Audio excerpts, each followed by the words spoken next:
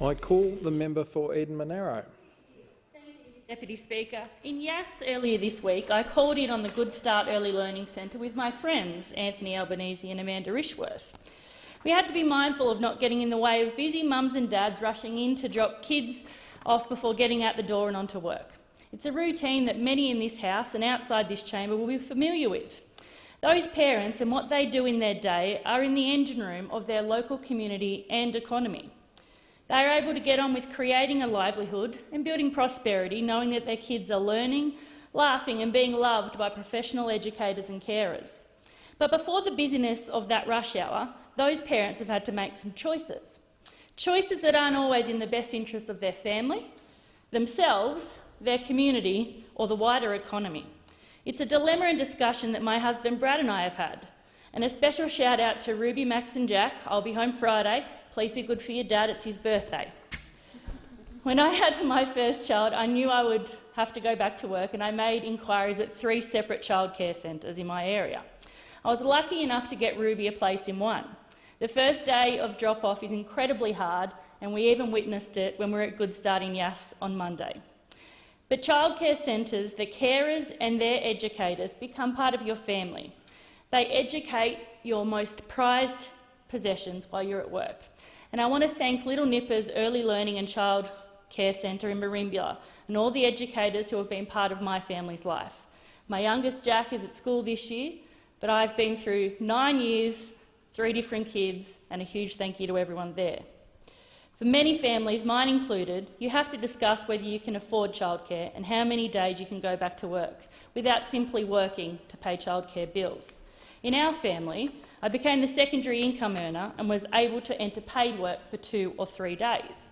I also run a small family business. I do the books for our business. That's unpaid work.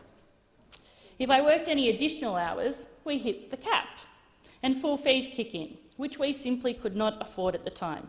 It's a reality that many couples will identify with, and a situation that more often or not stops women from engaging in full-time work or trying to grow a small business. The system should empower people and communities, not limit or restrict choice and potential. In regional communities, small businesses are our backbone.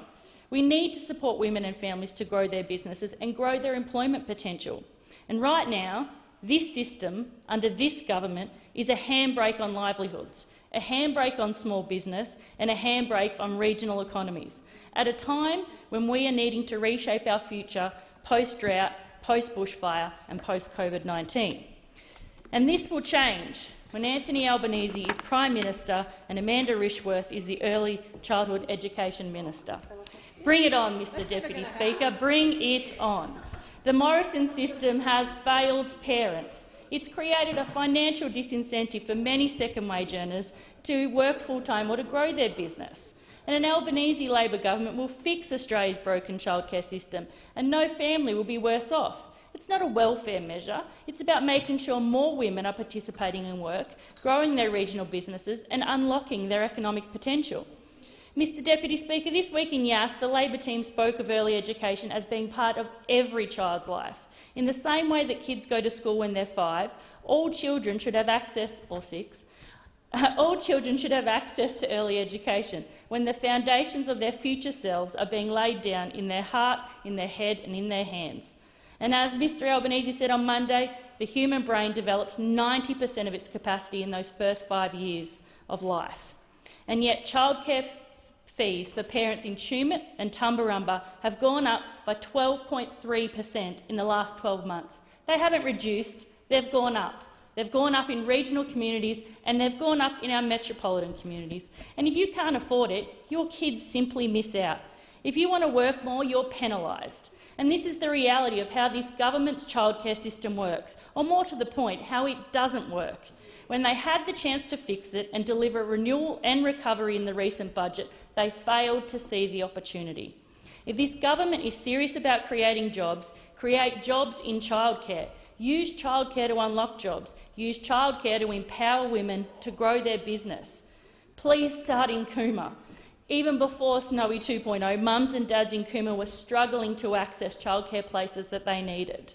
The potential of the care economy in Australia's recovery is clear for all to see, and an Albanese government will make that happen. I call